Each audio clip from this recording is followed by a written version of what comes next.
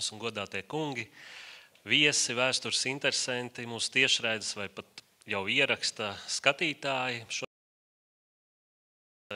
Vienkopš šeit Nacionālā arhīva telpās ļoti priecīgs notikums. Nacionālais arhīvs izdod grāmatu Latvijas sieviešu organizāciju padomes darbību 1925.–1940. gads, protokolu biedrības biogrāfijas, ko uzrakstījuši manus kolēģis no mūsu dokumentu publikāciju un popularizēšanas nodaļas. Un šodien mēs svinam ne tikai grāmatas svētkus, bet arī 100 gadi kopš šī svarīgā notikuma Latvijas vēsturē, kam ir veltīts šis lielā mērā izdevums, ar ko sākas, var teikt, šis izdevums. Bet svinam arī lielu notikumu Latvijas vēstures, var teikt, mūsu historiogrāfijā, kam es domāju, šis ievērojamais izdevums ir nopietns pienesums. Svinam svarīgu notikumu Latvijas sieviešu vēstures pētniecībā, kam būs veltīta šī diskusija, un vienkārši prieks arī visus redzēt, un es domāju, mums būs ļoti auglīga un forša diskusija, es ceru, par vēsturi, kas vienmēr visus ļoti priecē un interesē. Bet vispirms es vēlos stādīt priekšā diskusijas dalībniekus. Es pats mani sauc Jānis Šiliņš, arī esmu Latvijas Nacionālā arhīvā vadošais pētnieks. Man līdzās sēž mana kolēģa Aiga Bērziņa Kite, vēstures doktora grāda pretendente vēl, bet cerams drīz arī doktore. Viņa arī ir Latvijas Nacionālā arhīva dokumentu publikāciju un popularizēšanas nodaļas vadošā pētniece, vairāk publikāciju autori, kas saistīti ar sieviešu vēsturi, un arī šī te ievērojamā gan apjoma, gan satura ziņā dokumentu krājuma līdzautore. Līdzās Aigai sēž Ineta Līpše, vēstures doktore, arī mūsu nodaļas vadošā pētniece, un monogrāfijas viena grozāmo sarakstu slazdā sieviešu politiskā vēsture Latvijā 1922.–1934. gads autore. Un lūk arī nākamais darbs.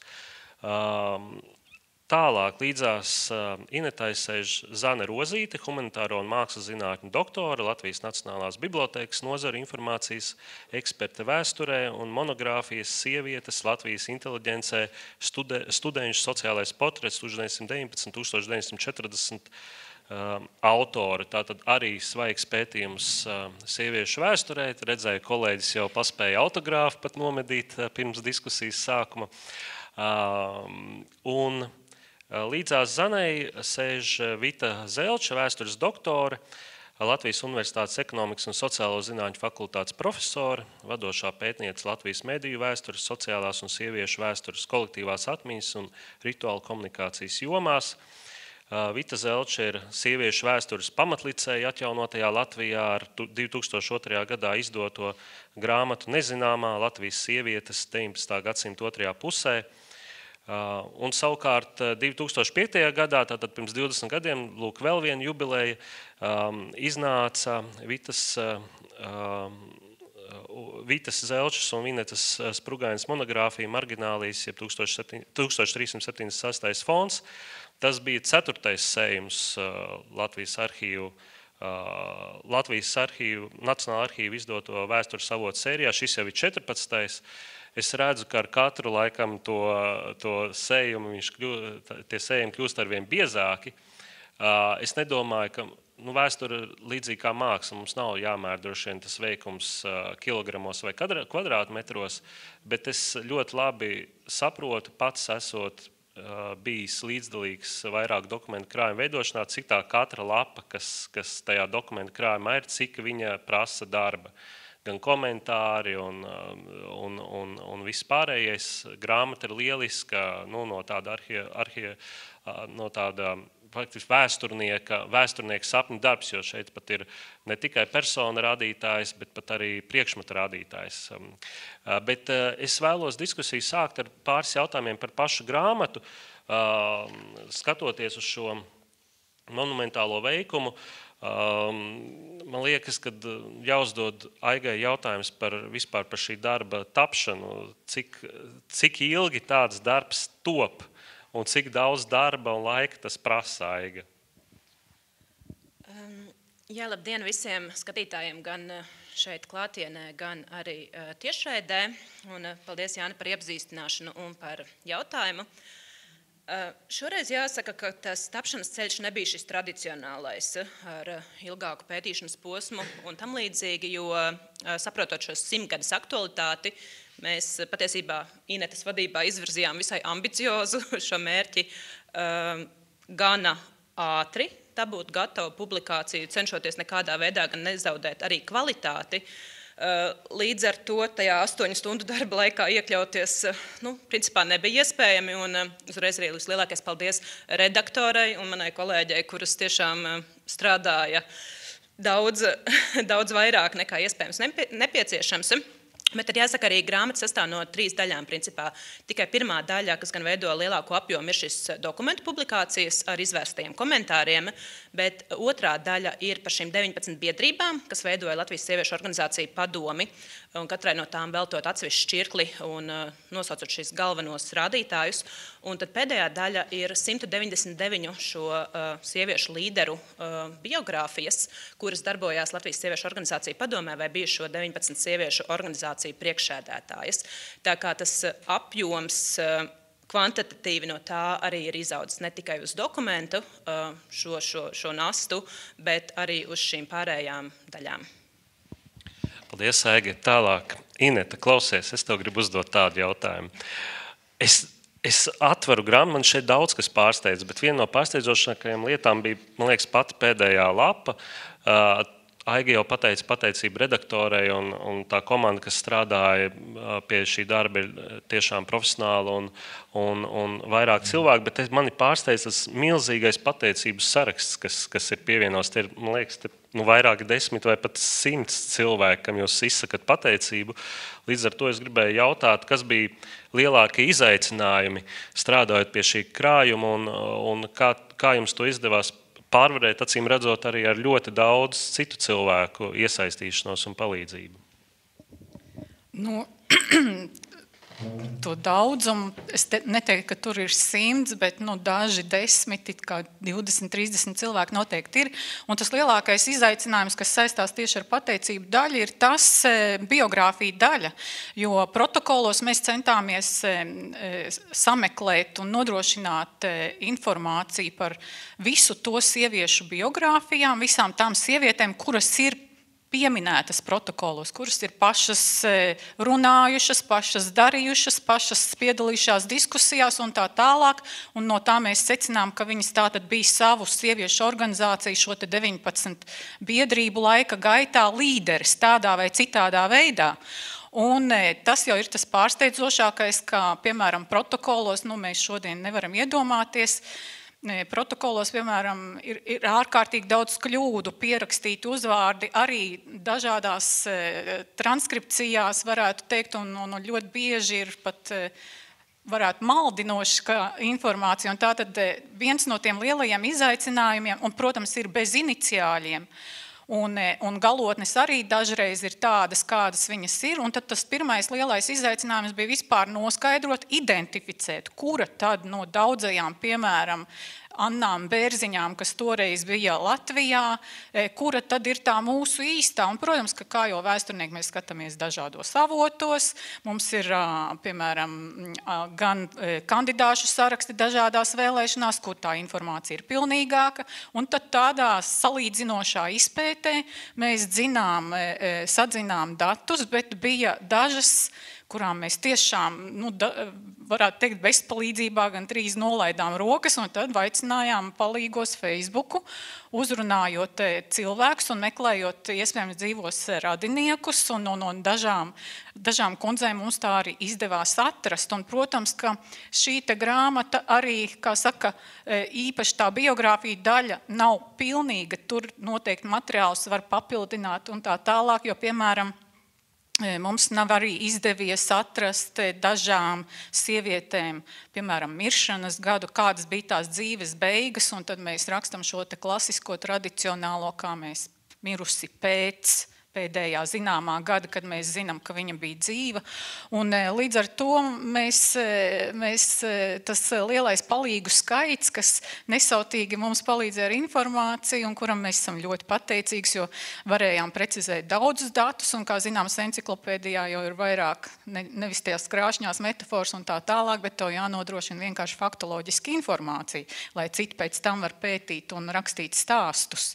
Nu, un tā, jā, tas atspoguļo šo kas bija viens no izaicinājumiem, bet kas bija patiesībā, tas bija viss grūtākais pārvarēt, jo, ja mēs skatāmies par politiku tajā laikā vai likumdošanas dažādām apspriešanām un tā tālāk, mēs varam arhīvā atrast dažādus fondus, kur ir šī informācija. Bet par sievietēm, ja viņa ir bijusi, piemēram, tikai rūpējusies par ģimeni, nav strādājis par skolotāju, kas ir tātad valsts vai pašvaldības atalgots darbs, un kur ir, kā saka, mēs varam izsakot viņu caur darbinieku lietām, bet ja viņa ir bijusi vienkārši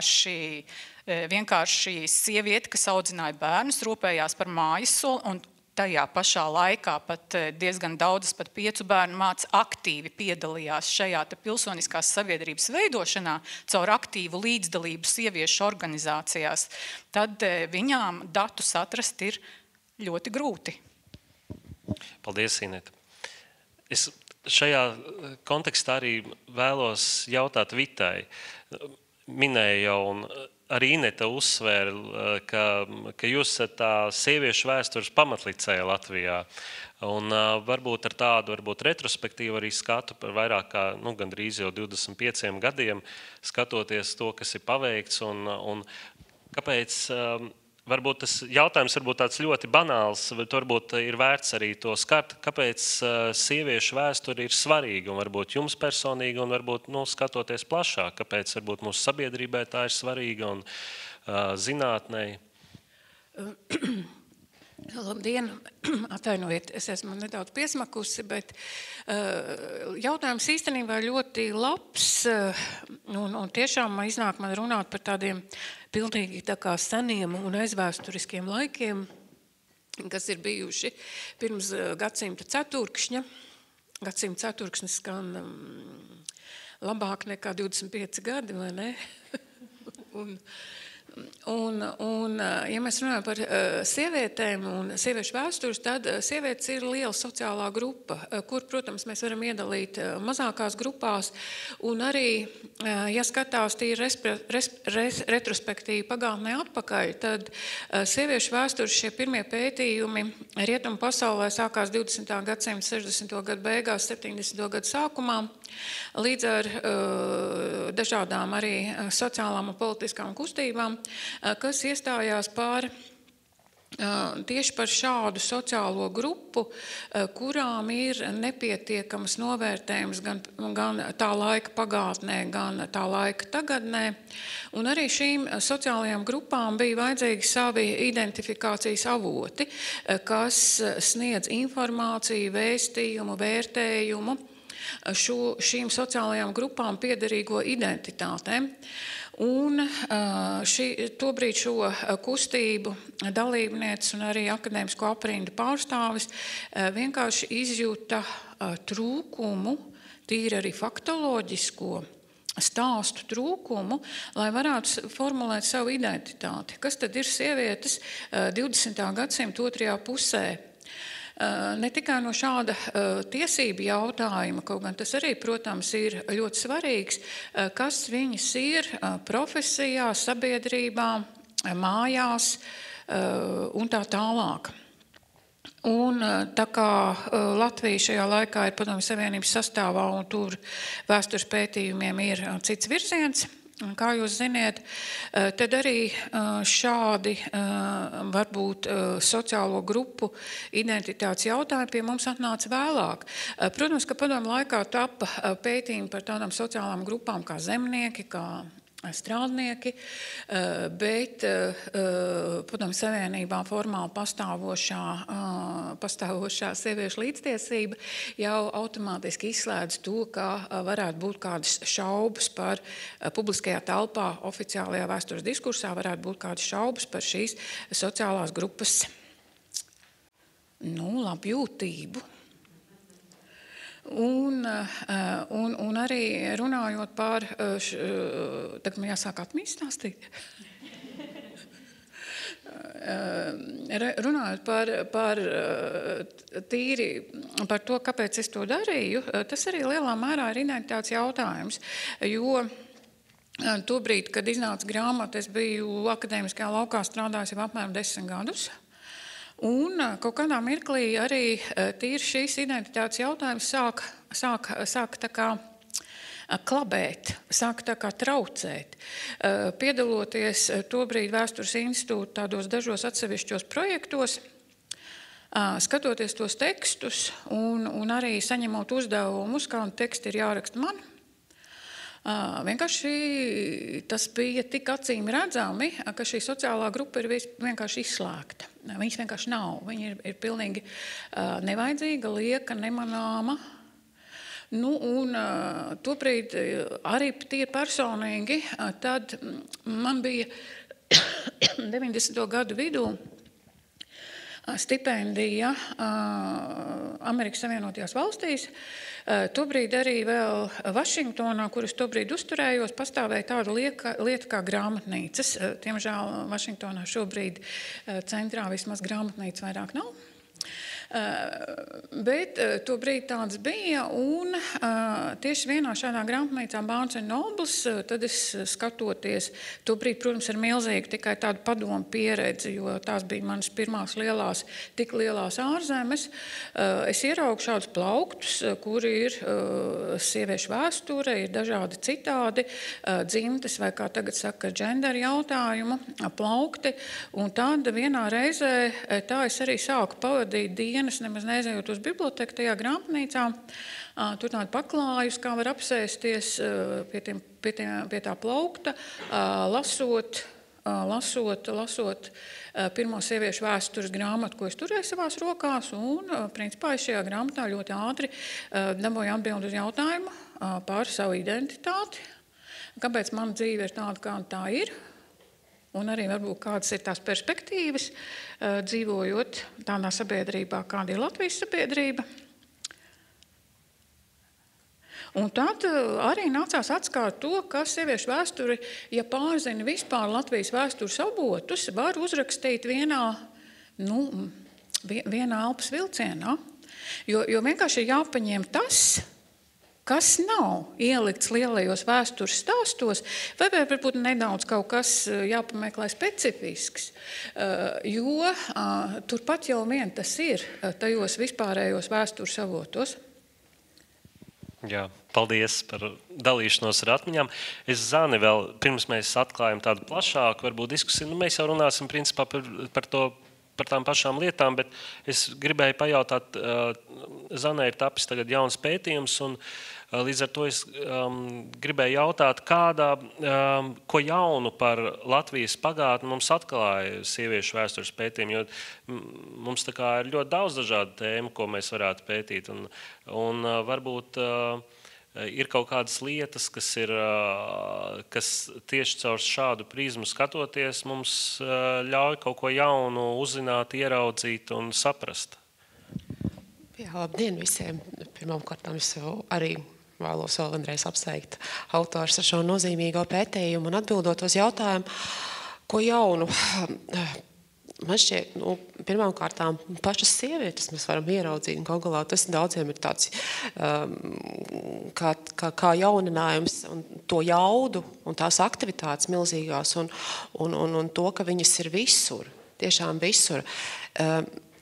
Šeit nākot uz šejien, es vienā brīdī atcerējos Aigai, pirms vairākiem mēnešiem Facebookā bija posts par to, ka tu esi aplūkojis 39. gadā izdoto biogrāfisko vārnīcu. Neatceros tagad pēkšņi nosaukumu. Es viņu pazīstu, jā. Un pirmais komentārs tev bija par to, ka 5% tikai šajā vārnīcā ir sievietes, un pirmais komentārs no vīrieša, diemžēl, bet tas jau ir pašsaprotami, jo viņas tiešām dzīvoja mājās un auklēja bērnus. Bet tad, kad mēs skatāmies kaut vai caur šo izglītības perspektīvu, mēs esam vienā no pirmajām vietām studējošo sieviešu īpatsvaru ziņā. Sievietes tiešām tiecās pēc augstākās izglītības. Tas nozīmē, ka viņas pēc tam arī strādā savā profesijā. Protams, mēs tur jādiskutē un jāanalizē, kā viņas iekļaujās šajā profesionālajā vidē un kādi ir šie aizspriedumi, bet tas arī vien liecina par kaut kādu noteiktu sabiedrības struktūru, par sabiedrības uzskatiem, par sabiedrības attīstību, par ārkārtīgi plašu jautājumu caur šo sieviešu perspektīvu.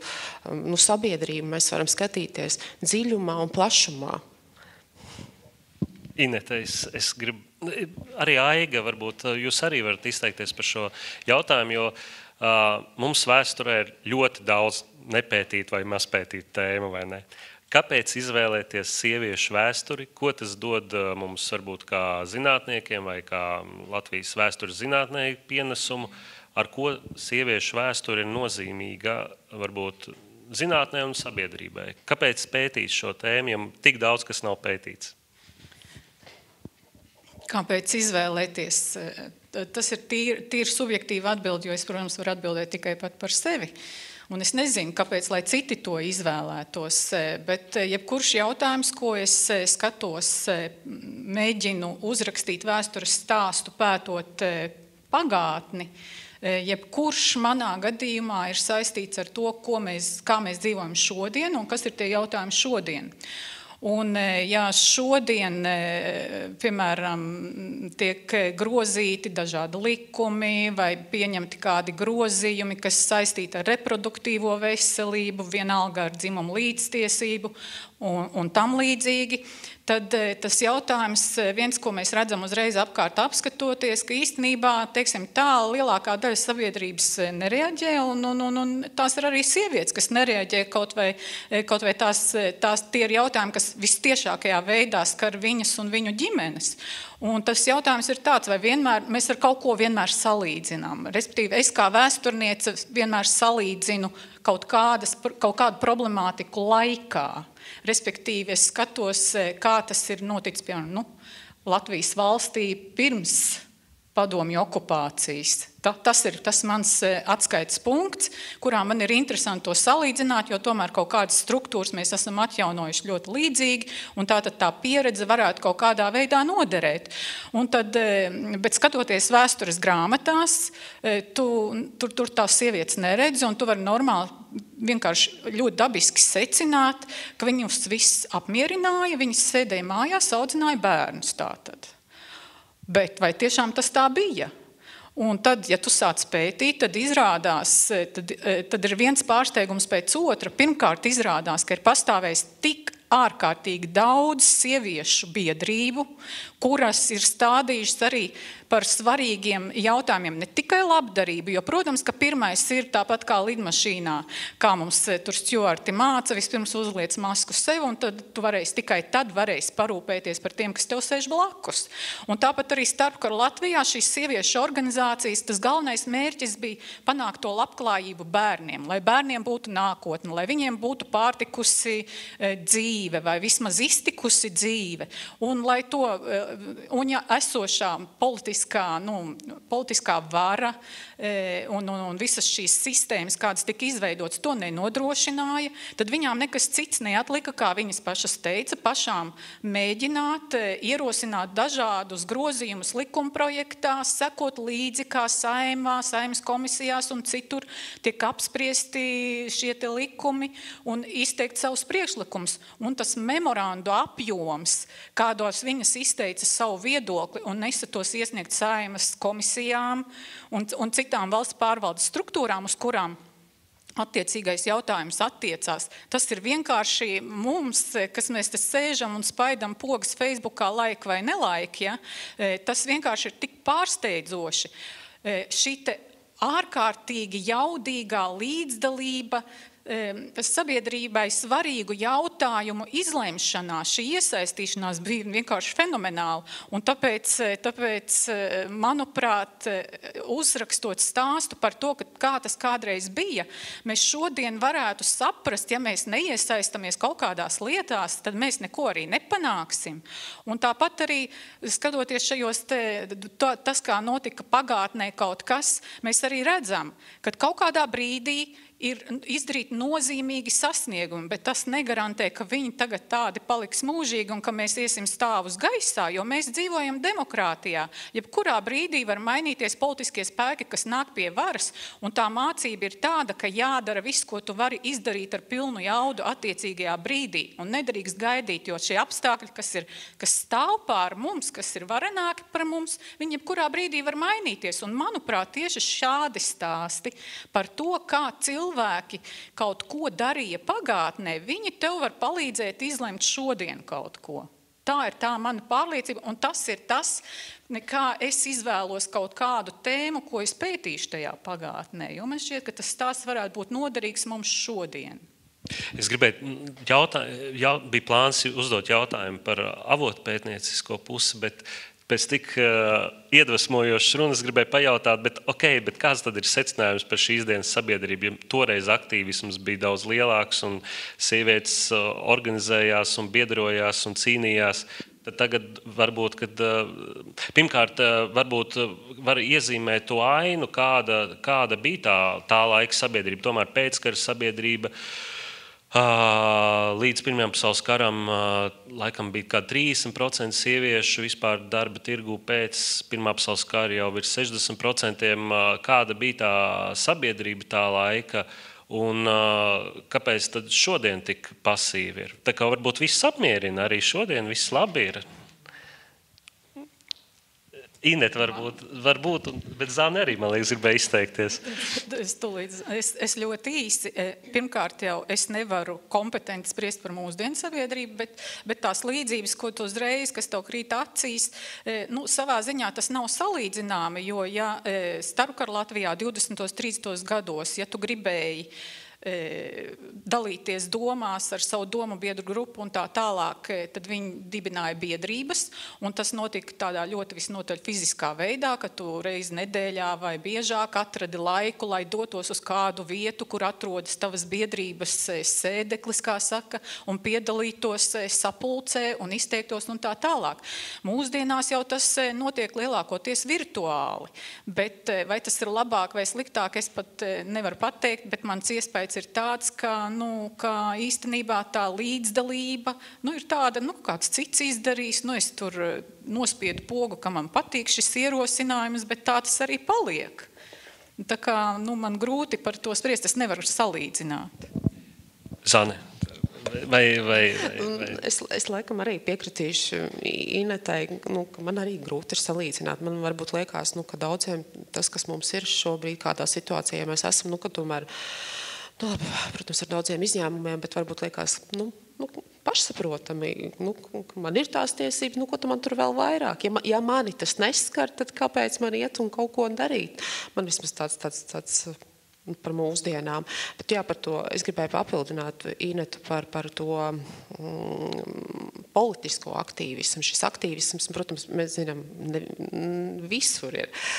Un runājot par tām pašām izglītotajām sievietēm, viņu aktīvisms, viņas pirmām kārtām rīko entās diskusijas un diskutējot, kas tad viņas ir, kādi ir viņu pienākumi, un pēc tam, kad viņas beidz studēt, viņas dibina Latvijas Akadēmiski izglītoto sieviešu apvienību, kura darbojās arī šī sieviešu organizācija padomē, un tā izglītība un zinātne, kurā viņi tā kā potenciāli varētu darboties, un profesijas, kurā viņas darbojās, tas viņiem tajā laikā neliekās, man vismaz tāds iespējas radējis, ka neliekās pašsaprotama, ka tā ir tāda lieta, kura tiešām ir jācīnās, un viens veids, kā mēs varam cīnīties, tas ir apvienojoties sieviešu. Mūsdienās varbūt es esmu piedzimusi ar tādām tiesībām, kādas man viņas ir, un tad varbūt, jā, es ielaikoju postu, nobalsoju virtuāli mana balss.lv, un tad, jā. Bet Aiga, piemēram, došu tev vārdu arī, lai tu vari izteikties par to laikmetu tomēr. Es gribēju, piemēram, nodarbojoties tik ļoti daudz ar šiem jautājumiem, tu tā kā droši vien citādāk raugies uz tā laika sabiedrību, vai viņi tev kaut ko parāda, ka tā sabiedrība atšķīrās no mūsdienām un kā tā atšķīrās.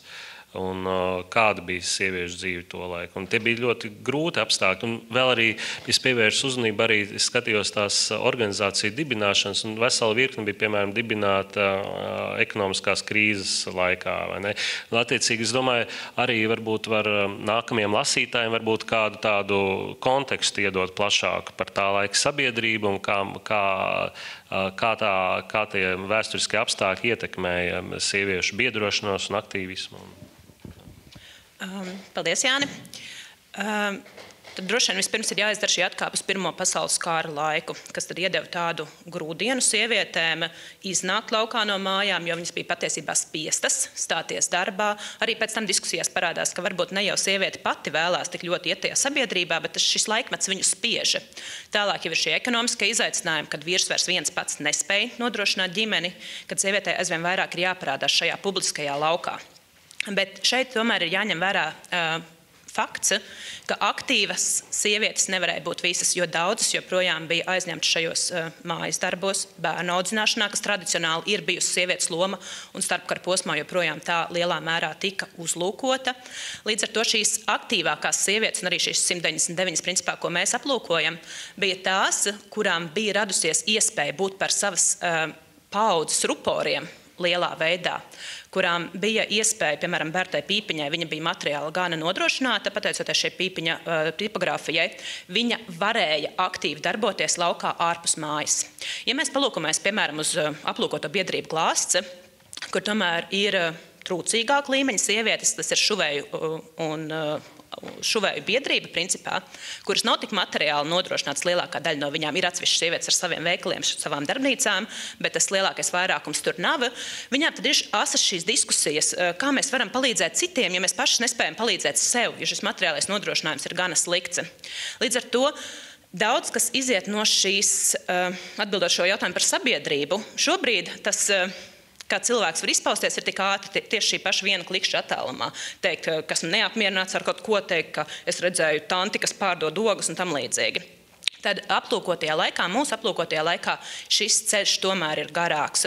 Un šie jautājumi, ko sievietes aktualizē, ko es arī gribētu uzsvērt iepriekšējo jautājumu kontekstā, viņi nav tādi šauri sieviešu jautājumi lielā mērā. Tie ir jautājumi, kas skar visu sabiedrību. Tie ir jautājumi par ģimeni, tie ir jautājumi par tēva atbildību ģimenē. Cits starpā tieši Emīlija Lazdiņa pirmā ierosināja svinēt tēva dienu.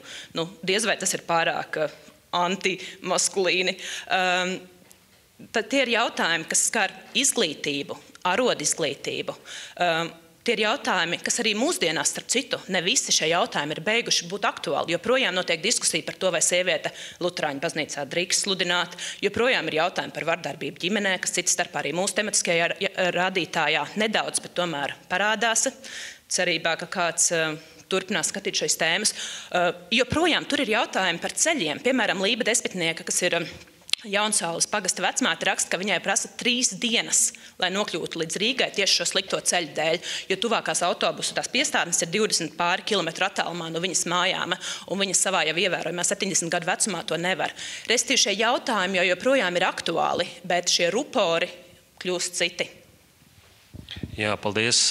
Bet es nezinu, varbūt, ka jūs brīvāk varat arī iniciatīvu izrādīt un izteikties par tiem. Es kā adresēju vienam savam upurim, bet varbūt arī vēlas izteikties Ineta vai... Jā, es varbūt tad varu arī jautājumu pāradresēt. Man interesē, Vita, ko jūs domājat tieši par to mūsdienu sieviešu aktivitāti un vispār sabiedrības kaut kādām izpausmēm tieši jautājumos, kas skar to reproduktīvo veselību un tā tālāk, kad ir kaut kādi idejas, aicinājumi grozīt un tā tālāk, jūs kā mediju pētniece arī noteikti kaut ko. Noteikti, lai sniegtu atbildi, būtu vairāk vajadzīgi dati, jo šobrīd man ir tikai vērojumi par sabiedrību, Es neteiktu, ka mēs runājam par starpkaru periodu, tad tiešām ir jāizceļ šī perioda unikalitāte, ka tas ir periods, kurā visa sabiedrība ir pirmo reizi nonākusi pilnīgi jaunā situācijā, kas ir demokrātija, kas ir valsts ar savu satversmi. Valsts, kas tomēr varbūt, kas saka, ka visi cilvēki ir vienādi, kaut kā tā aptuveni. Un pēc tam sāk veidot dokumentus, dažādus kodeksus, kuros tomēr saka, ka visi cilvēki nav tik vienādi, kā tas ir rakstīts satversmē. Veidojot šos dažādos ierobežojumus. Un tieši tāpēc arī šī grāmata man ļoti interesē. Es esmu tikai arī tādā mēdīju izklāstā redzējusi tādas pašas galvenās atziņas. Es tūlīt novirzīšos no tēmas, bet man ļoti interesē viens varbūt tāds tīri faktoloģisks, bet viņš ir arī tāds plašāks diskusijas jautājums. Jo lasot rietumu pasaules, rietumu Eiropas sieviešu vēstures, tur kā tāds viens no būtiskiem piemēriem, kas ilustrē to pārēju no Pirmā pasaules kara laika posma, kas sievietes ielaida plašā publiskajā telpā un darba laukā. Tad nāk tā saucamais solis atpakaļ vai liels solis atpakaļ. Un literatūrā parasti raksta, ka tādā publiskā telpā, piemēram, pilsētu ielās, to simbolizēja tas, kad vīrieši piekāva konduktores tramvajos un atņēma viņām kasieru somas. Vai pie mums Rīgā ar tam bija? Man nav gadījies nevienu tādu gadījumu lasīt, bet īstenībā, ja mēs paņemtu, piemēram, tā laika tramvaju kādas pārvaldes dokumentus, paskatīties, varbūt mēs kaut ko tur atklātu. Šajā, runājot par konduktoriem un 20. gadu sākumu, tad masveidā viņas 20. 21. gadā atlaida, un tomēr tramvaju konduktoru biedrība izteica protestu Rīgas pilsētas valdē par to sieviešu konduktoru atlaišanu. Un tā kā konduktoru jautājums un atlaišana no darba bija tas, kur bija smaguma punkts saistībā, bet tas bija arī visur valsts pārvaldē. Ārlietu ministrijā atlaida. Tas, kas notiek ārlietu ministrijā, tur vienkārši iedod darba pabēli, ka es atlaists, jā, bet tajos rietumu stāstos ir tas publiskums, jā, tātad publiski ieejam tramvajā, atņemam tai sievietei somu un izmetam viņu laukā. Jā, tātad... Jā, es arī nekad neko tādu neesmu dzirdējis Latvijā. Jautājums ir atrisināts, bet vai par to rakstīja tā laika prese vai nē? Kāpēc tas viss ir tik svarīgi? Tieši tas tramvaju konduktora amats vēsturiskā kontekstā. Pirmkārt, tramvajs ir modernais transports. Tagad iztēlī mēs atkal gribam kaut ko salīdzināt ar mūsdienām. Mums ir jāiztēlojas kaut kāds supermoderns elektromobilis vismaz, jā. Par ko ir runa. Un vēl konduktoriem bija formas. Tomēr arī tāds kā militārais piegriezums. Rīgā arī bija formas? Vai mēs bijām tik trūcīgi? Jā, bet tātad Parīzē vai Berlīnē bija formas, kas uzreiz arī rāda vai paaugstina šo status, ka tas ir kaut kas vairāk nekā tā saucamais normālais cilvēks. Un lai atgrieztu tā saucamo ierasto patriarchālo kārtību, kas Pirmā pasaules kara laikā bija pazuduši, tad arī tieši tādi varbūt publiski redzami akti to demonstrēja, jo beigās arī šīs, tobrīd arī Francija, tā kā mums būtu vecāka demokrātija, Vācija arī jauna demokrātija, tad arī tur tā vai citādi pret to praksi top tā jaunā dzīve. Un arī varbūt šajā visā aktīvismā ir tā sieviešu dalība, kā arī viņas grib piedalīties šīs jaunās kārtības būvēšanā.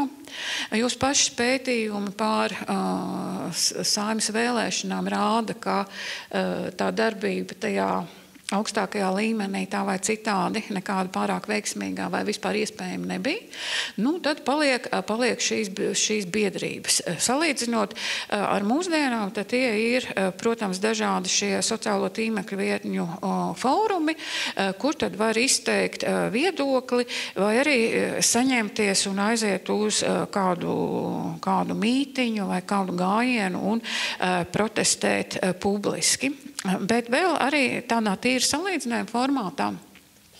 Es domāju, ka tagad arī vēsturniekiem šajā Stambulas konvencijas lietā ir arī tāds ļoti labs laiks iestājies, jo mēdījos ļoti bieži tiek arī demonstrētas šīs vēstures zināšanas. Jūs noteikti esat pamanījuši, kad parādās stāsti par tā saucamo Latvijas īpatnībām, par tādu sevišķo matriarchātu, kas ir valdījis mūžos ar milzīgām sieviešu tiesībām vai priekšrocībām.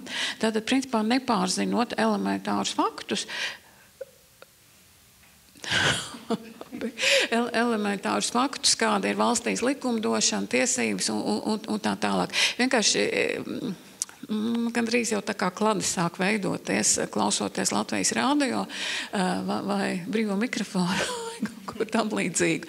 Bet ko tas viss rāda? Tas vienkārši rāda to, ka mūsu sabiedrībā nav pat elementāru zināšanu, jo strādājot ar studentiem arī jau no aizvēsturiskiem laikiem, katru gadu es piedzīvoju vienu un to pašu pārsteigumu, runājot gan par vispārējo cilvēktiesību deklarāciju. Visas studentas domā, ka tas ir arī par mums. Tāpat tās sufražismas vienmēr nāk kā kaut kāds milzīgs pārsteigums, vai vienkārši tas arī atskaites punkts, kā, mēs saku, tātad jums tiesības šeit atrasties ir tikai formāli no 1918. gada, parēķiniet, tas ir 100 gadi, vai tagad jāsaka 100 un bišķīte gadu. Tātad lielā mērā arī tādas ilgstoši diskriminētas sociālās grupas, kā ir sievietes, viņas nemaz tik ļoti negrib tādā mūsdienu vai savā aktuālajā dzīvē pārcilāt savu diskriminācijas pieredzi no vienas puses. Tālaži ir arī tāda sociāla psiholoģiskā reakcija. Turbūt... Jā. Es kā vēsturnieks, man patīk mūsdienas, bet gribētu, tie salīdzinājumi ar mūsdienām, bet varbūt arī tie salīdzinājumi ar tā laika sabiedrībām, jo tas ir interesanti, tas tāds pozitīvais, vai nestāsts, ka Latvija pirmā, kur sievietēm vispār ir iespēja piedalīties vēlēšanās, 5. gadā, gadu pirms Somijas, vai minētais fakts par to lielo studenšu skaitu, kur Igaunija, šīs arī Polija ļoti izceļās Eiropas kontekstā. Šīs ļoti daudzās sieviešu biedrības, kas darbojas sieviešu aktīvā iesaistīšanās tā laika sabiedrībā, ekonomiskajā dzīvē. Mēs arī pieminējām kabinetes sarunās mūsu ikdienišķajās, gan šīs sievietes, kuras vada skolu direktoras, privātu skolu. Daudzas saskaros, piemēram, kur šie latviešu vīrieši mērķi, pat ja nav rocība it kā neatļauj, bet mēģina tās meitas dabūt privātu skolās, lai viņas iegūst labu izglītību.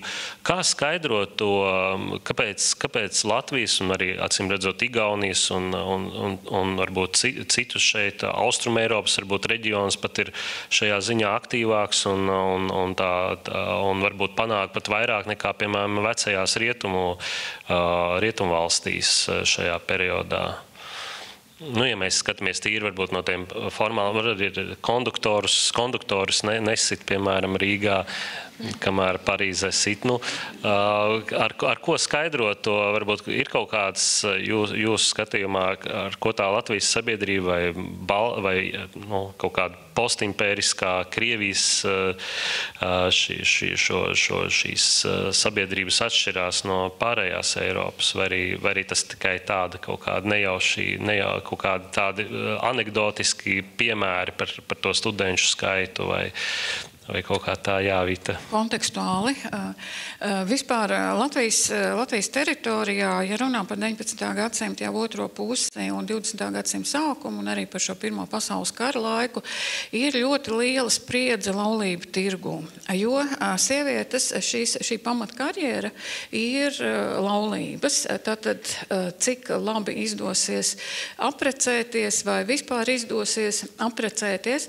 Un tad būtu jārunā par šo 19. gadsimta tendenci, ka izglītotiem latviešiem laulības ar valcietēm arī kalpoja kā tāds zināmais sociālais tramplīns, un tā vai citādi arī 19. gadsimta 80. un 90. gadu presē parādās arī tāds norādes tieši par šo spriedzi. Ja? Tātad to, ka tā vai citādi daļa sieviešu paliek ārpus šī tradicionālā karjeras zīmējuma. Tāpēc arī tā izglītība ir tas vēl vienais alternatīvais ceļš. Vairākām paudzēm. Nevis izglītība pirmā izvēle, bet tā otrā izvēle, tā saucamā rezerve. Un tas, ko jūs teicāt par šīm labajām ģimenēm, tas nozīmē vienkārši tādu varbūt, es interpretēju zemniecisko pragmātismu, neatstāt savas meitas uz ceļa, bet iezīmēt viņām tādas arī dažādas taciņas ar to vai citu izglītību, skolotājas diplomu vai arī, teiksim, nezinu, kāpēc man uz mēles ir konservatorija, laba klavieru spēli vai arī svešvalodu kursi, kas ir tiešām tobrīd šie rezerves ceļi. Tie rezerves ceļi vēl turpinās daudz gan desmitus uz priekšu. Pārējām kolēģiem ir ko piebilst noteikti. Es vēl teiktu par to, ja mēs salīdzinām, kā tu salīdzināji Franciju un Latviju un tieši 20. tātad gadi, es teiktu, ka salīdzinoši mierīgākā vidē Latvijā sievietes varēja dzīvot arī tāpēc, ka jauno valsti, Latvijas valsts jau tika radīta, kā saka, pēc Pirmā pasaules kara visu zināmo procesu rezultātā. Un tātad šajā laikā varēja iedibināt jaunas kaut kādas normas, kuras likvidēt, piemēram, tādā Francijā, bija ārkārtīgi grūti. Jo tur bija vajadzīgi balsojumi, nezinu, vārdu sakot, to bija ārkārtīgi grūti izdarīt, bet mēs uzreiz varējām šajā kaut vai konstitūcijā ielikt dzimumu līdztiesību jebkurā jomā un tam līdzīgi. Tā, ka tas starts bija arī tā kopīgā 5. gada pieredze, kopīgais darbs bēgļu organizācijās Pirmā pasaules kara laikā. Atcerēsimies vēl, kas viss svaigākais, kas tobrīd visiem atmiņā, Ivanda Skajas uzsaukums un Bermontiāde un sieviešu vienkārši fenomenālā piedalīšanās, centieni piedalīties brīvības cīņās Latvijas neatkarības karā tieši Rīgas aizstāvēšanā, braukšana uz fronti, vešana, tējas vešana, sviestmaižu vešana un visādas tādas lietas, kas ir ārkārtīgi svarīgas. Tās radīja to sajūtu, ka mēs te no 20. gadsimta sākuma īstenībā vīrieši un sievietes ir cīnījušies plecu pie pleca, tādā nenoformētā vēl idejā par kaut kādu iespējamu kopīgu valstisku veidojumu nākotnē, kaut kādā atkarībā no Krievijas vai neatkarībā, kā jau katru gadu, nevis katru gadu, bet ik pa laikam tas mainījās, bet tā bija tāda pārliecība, kā mēs cīnījāmies plecu pie pleca, un tās tiesības mums būs tieši tādas. Un par to, starp citu, vēlāk 20. gados sieviešu organizācija līderis, īpaši Berta Pīpiņa, arī atgādināja, kad tika Luterāņu sinoda izteica šo nevēlēšanos laist sievietes kancelējā, piešķirot viņām pilntiesīgas mācītāju iespējas, un tātad sieviešu atlaišana no darba ministrijās 20. gadu sākumā, tad viņa teica, ka mēs, tad, kad būvējām Latvijas valsti veidojām, tātad Tautas padomu vēlējām, sludinājām neatkarību, neviens pat iedomāties nevarēja, ka sievietēm varētu liekt kaut kādas tiesības, ka tas bija tajā laikā neiedomājami. Un līdz ar to, ja liela daļa šo te normatīvo dokumentu, likumu un tam līdzīgu svarīgu, kā saka, sistēmu veidojošu pasākumu tika veidoti, tad tur tās jaunās normas bija atbilstoši tam savam laika garām, kas Francijā, piemēram, bija daudz mazākā mērā. Jā, es vēl atgriezīšos pie tiem tramvajiem, ja drīkst. Es tiešām neesmu lasījis šādus avotus par tramvajiem, bet salīdzinājumam 20. gados dibina viena no pirmajām sieviešu arotbiedrībām, kas ir dzelzceļniece. Un dzelzceļi arī ir gana svarīga joma šajā laikā. Un tad, piemēram, šeit, protams, šīs sievietes netiek fiziski pazemotas aizskartas, bet tajā pašā laikā līdz ar šīs biedrības dibināšanu nozares laikrakstos parādās gana daudz ķengājošu rakstu par viņām. Ko tad šīs sievietes, viņas jau tāpat nodarbosies tikai ar filantropiju, atradušās, redz šeit arotbiedrība. Tā kā tāds izsmieklis jau tomēr dažādās šajās sabiedrības grupās valda, bet par šo fizisko aizskaršanu jā, gan neesmu saskārusies. Bet otra lieta, ko es gribēju piebilst saistībā tieši ar šo pēckara laiku un šo sievietes lomu lielā mērā ir tas, ka sievietes, kuras jau tad tradicionāli bija nodarbojušās ar šo labdarību, jau kara laikā bija arī uzņēmušās dažādas šīs rūpes par mājas frontu un tam līdzīgi, arī pēckara laikā, kad valsts nespēja parūpēties par daudzām jomām, viņas bija tās pirmās, kas rūpējās par bāreņiem. Piemēram, Latvijas sieviešu palīdzības korpusa raksta, ka mēs pirms tam rūpējāmies par karavīriem, bet tagad ir palikuši šie bērniņi. Mums tas ir pienākums to darīt. Dibināja gan bāreņu patvērsmes, vēlāk dibināja arī bērnu dārzus, piemēram, ļaujot tad citām sievietēm doties uz darbu un šo bērnam nodrošināt aprūpi, nodrošināt siltu maltīti. Sievietes bija tās, kas lielā mērā uzņēmās rūpes arī par tautas veselību, kā mēs to ļoti labi redzam tuberkulozes apkarošanas biedrības piemērā, kuras vadītāja ir Elza Klaustiņa. Un es spekulēju, bet es teiktu, ka lielā mērā šīs jomas, kurās viņas strādāja, bija tās, kas bija ārkārtīgi nepieciešams valstī, nācijai, bet kur pašas valsts šis ekonomiskais un humanitārais stāvoklis neļāva pievērsties. Zana, lūdzu. Varbūt ne par tramvaju tēmu, bet par to publisko. Man liekas, vai nevarētu būt tas, ka Latvijā tās ir tas publiskais mēģinājums nevis piekaut tramvaju konduktoru, bet modernās tiesas. Tas ir tas veids, kā tiek diskutēts par sievietēm, kuras ir ienākušas publiskajā sfērā, kuras studē, kuras strādā, un mēs viņas burtiski pazemojam šajās tiesās. Mēs nepiekaujam konduktori, bet mēs šajās tiesās, kurās tirgojamies ar biļetēm, uzstādām tiesnešus, advokātus, lieciniekus uzaicinām un tad diskutējam, kāpēc viņa nav tāda, kā mēs redzam, kādai sievietei būtu īstai sievietei jābūt.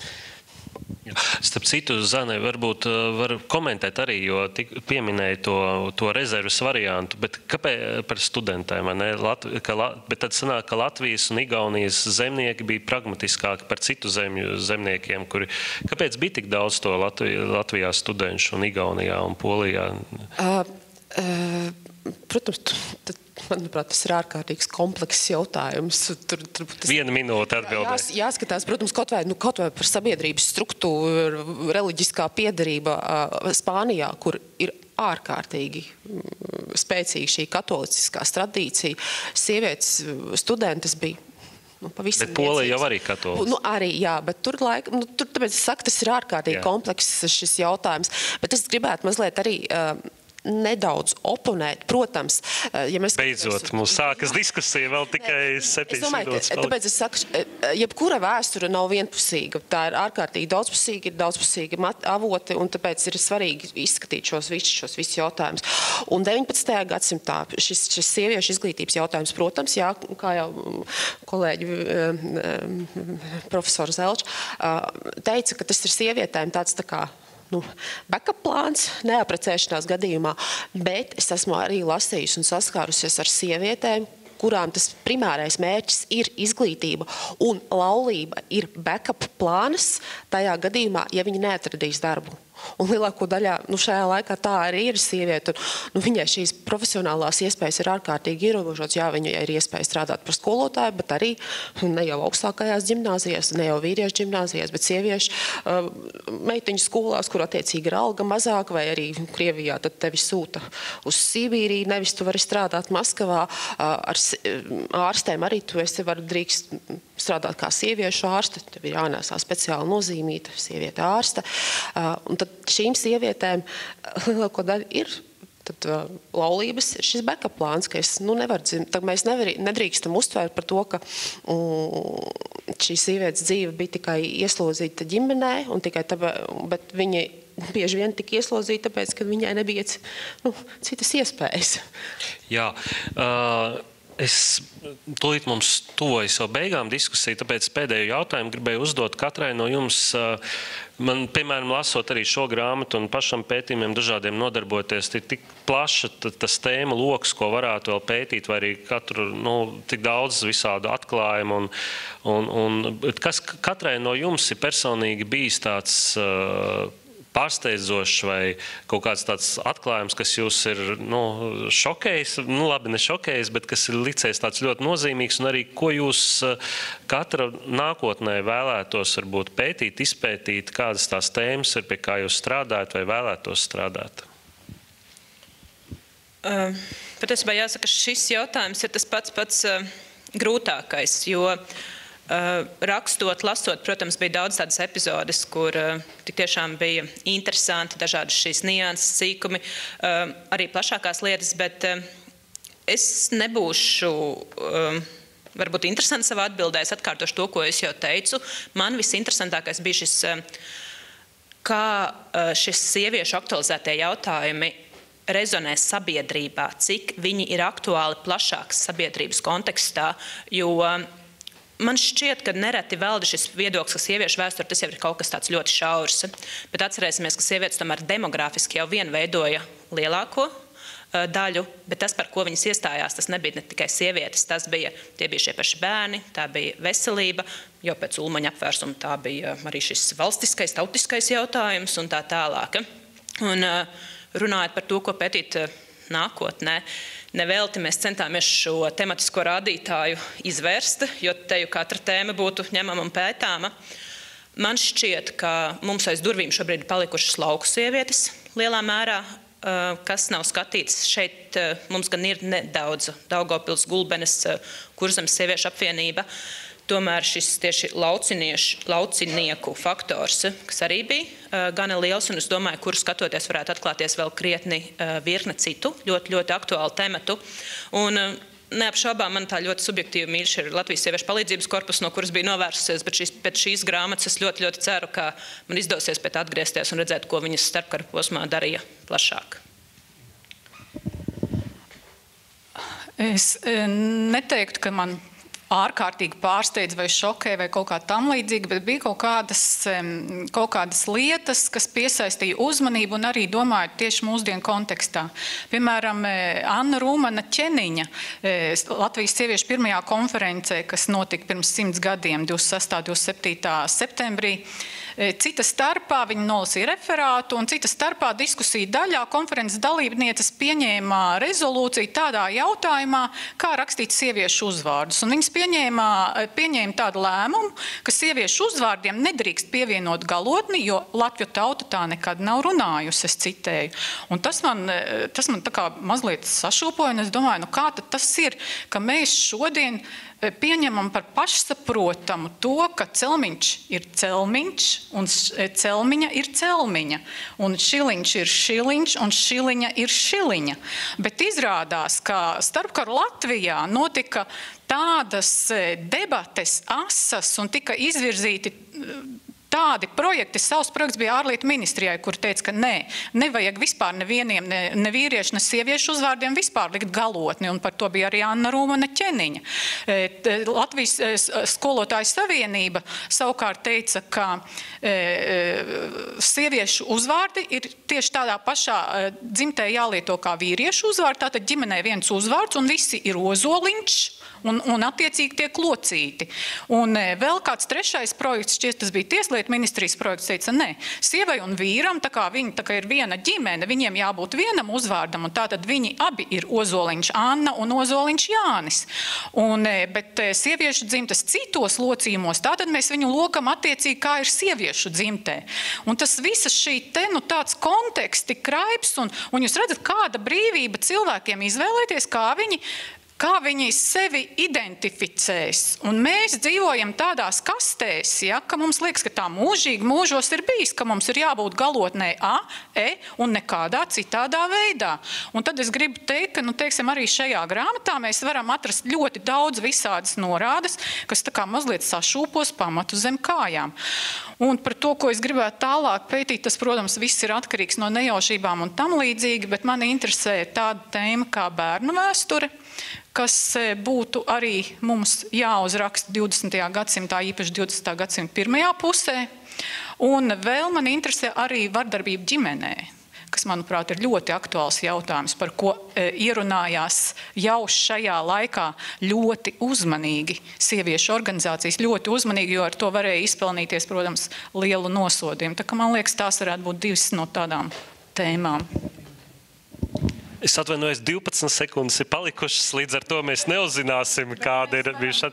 Bet tas nekās, tas ir 10 sekundes tiešraidē, bet pēc tam pasākums turpinās. Tie, kas vēl redz tiešraidi, var droši nākt un pievienoties klātienē un skriet šurp vēl visas iespējas, bet paldies diskusijas dalībniecēm, un mēs noslēdzam mūsu diskusiju. Tagad būs 15 minūšu pauze tehniskā, kas nenozīmē, ka pasākums ir beidzies, bet tikai to, ka patiesībā tas tikai viss sākas, jo mums būs, tāpēc būs jāatbild ne tiešraidē vairs, rakstiski iesniegsim atbildes.